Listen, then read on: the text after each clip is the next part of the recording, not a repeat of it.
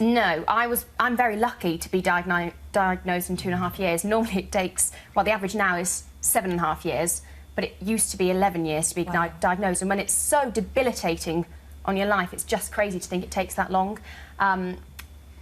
Probably the first, I don't know, 5 times I was rushed into hospital, I still wasn't diagnosed.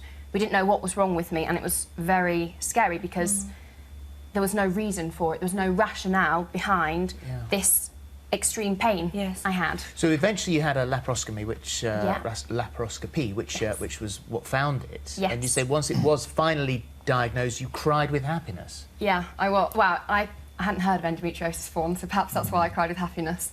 Finally, you know what it is. It's not a phantom pain. It wasn't a phantom pain anymore.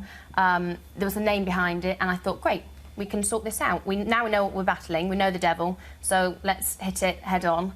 And then I got home and I started to research it, and I read some horrible things online because it's ruined many women's lives, many marriages. It's devastating. So it was very tough reading the horror stories. Well, it can have an effect on fertility. Yes, it's the biggest cause of infertility.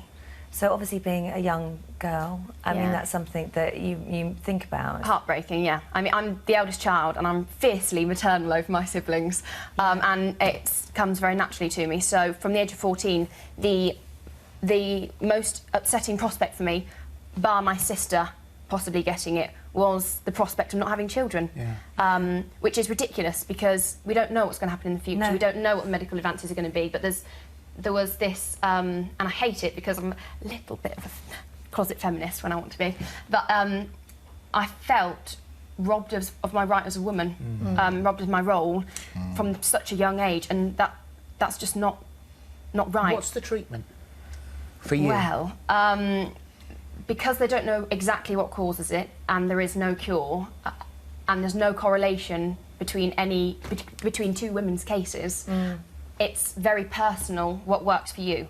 What works perfectly for one woman might make it completely worse for another. For example, the pill is sort of the first port of call, but for me, that made it worse.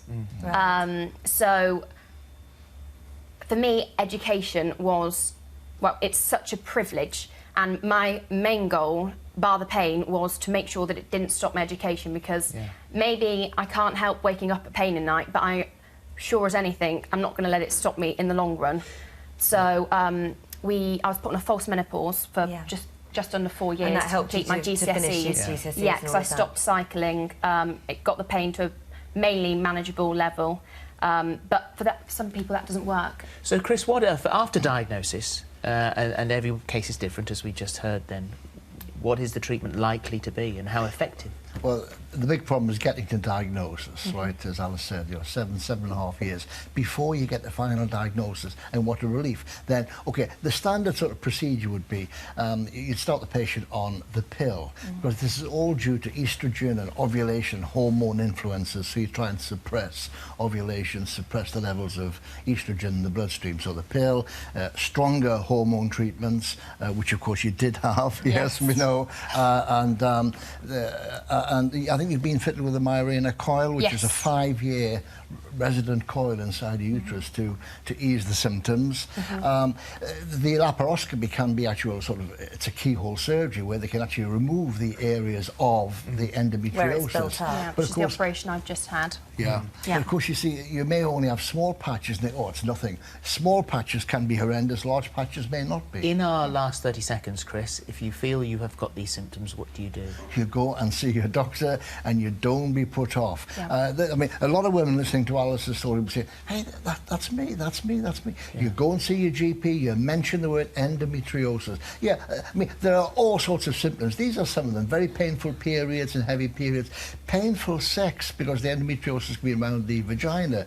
Fatigue, infertility, pain when you pass urine, pain when you pass your motions. Endometriosis, in rare cases, the tissue can travel to the brain, the eyes, and even the lung. It's rare, of course. Chris, thank you very much indeed. Thank you for coming in and talking to us. It's really, nice really to speak to you. appreciated.